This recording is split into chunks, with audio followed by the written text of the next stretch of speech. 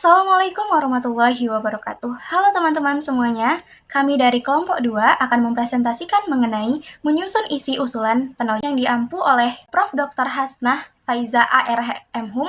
Terima kasih kami ucapkan kepada dosen pengampu yang telah banyak memberikan ilmu dan motivasi kepada kami dalam menyelesaikan video pembelajaran ini. Saya Fia Rahmadani dengan NIM 2305110728 dengan rekan-rekan saya ada Irsyah Gusridela, Nazifah Khoiriyah, dan juga Rodatul Fatihah Rizani. Materi yang pertama akan dijelaskan oleh saya sendiri. Baik, berikut ini langkah-langkah dalam menyusun usulan penelitian. Yang pertama, pendahuluan. Pendahuluan merupakan langkah awal dari penelitian melalui observasi yang menghasilkan informasi penting sebagai pertimbangan daripada penelitian. Fungsi dari pendahuluan sendiri sebagai pengantar topik bahasan dalam proposal penelitian. Menurut para ahli, pendahuluan terdiri dari yang pertama, latar belakang masalah. Latar belakang masalah ini tentang menguraikan konteks yang mendasari kajian serta isu yang ingin diselesaikan.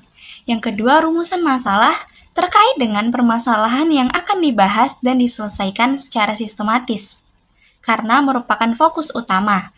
Yang ketiga, tujuan penelitian, berisikan tujuan dari penulisan proposal penelitian. Dan yang terakhir, manfaat penelitian, menggambarkan kegunaan dari hasil penelitian yang dibuat bagi pengembangan ilmu pengetahuan alam.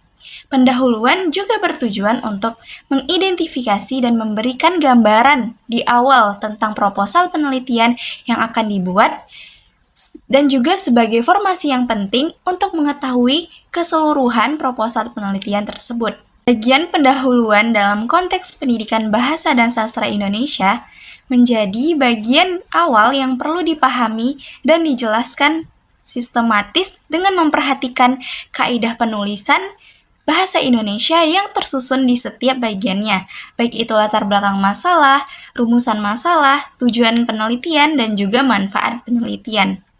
Selanjutnya mengenai kajian teori yang akan dijelaskan oleh Nazifah Khoiriyah.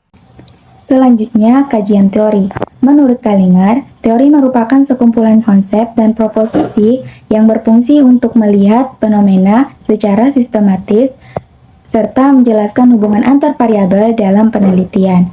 Jadi, kajian teori dapat diartikan sebagai salah satu tahapan penting dalam penelitian yang berisi kumpulan konsep, definisi, dan proposisi yang membantu kita memahami suatu fenomena secara sistematis. Tujuan teori dalam penelitian adalah untuk menjelaskan dan memprediksi hasil dari masalah yang sedang diteliti. Adapun fungsinya yaitu sebagai dasar penelitian, membantu menjelaskan hubungan antar variabel dan membuat penelitian lebih terarah, serta berperan dalam merumuskan hipotesis dan mengembangkan instrumen atau alat penelitian.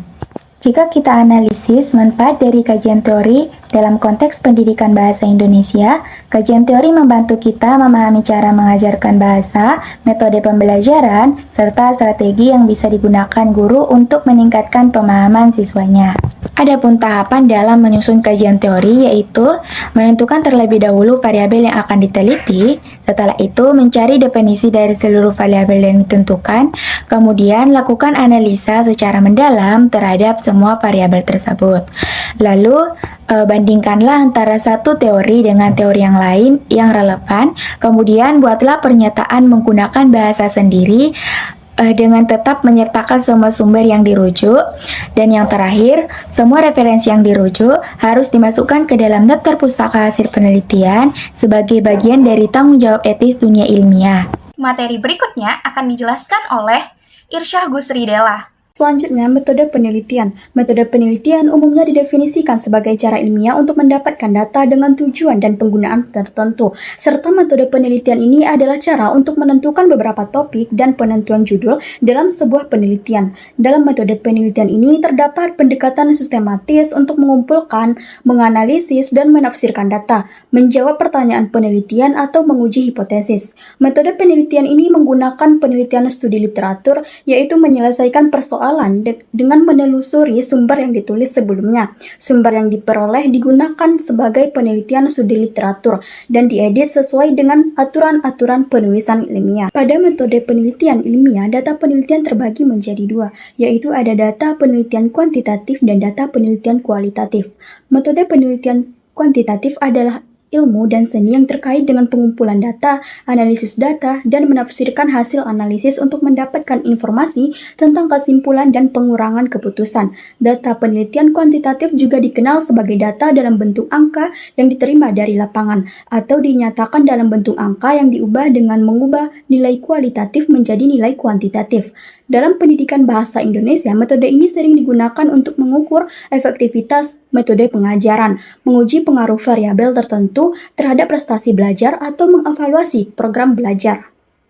Selanjutnya, penelitian kualitatif. Penelitian kualitatif dapat diartikan sebagai data yang diungkapkan dalam bentuk kata, kalimat, ungkapan narasi, dan gambar. Penelitian kualitatif ini adalah jenis studi yang mengarah pada penemuan yang tidak dapat dicapai menggunakan prosedur dan kuantifikasi lainnya. Penelitian kualitatif dapat digunakan untuk memeriksa kehidupan sosial, sejarah, perilaku, fungsionalisasi organisasi, gerakan sosial, atau hubungan relasional. Pendekatan ini biasanya berfokus pada kualitas pengalaman, persepsi, dan sikap siswa, guru, maupun masyarakat terhadap bahasa Indonesia dalam konteks pendidikan.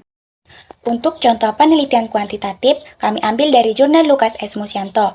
Nah, bisa kita lihat dalam jurnal tersebut, datanya berupa angka seperti jumlah pekerja, hasil panen, dan biaya produksi dianalisis dengan statistik. Sedangkan untuk penelitian kualitatif, bisa kita lihat bahwa penelitiannya berfokus pada pemahaman faktor sosial dan budaya yang mempengaruhi perilaku seksual orang muda yang terdapat di jurnal ini.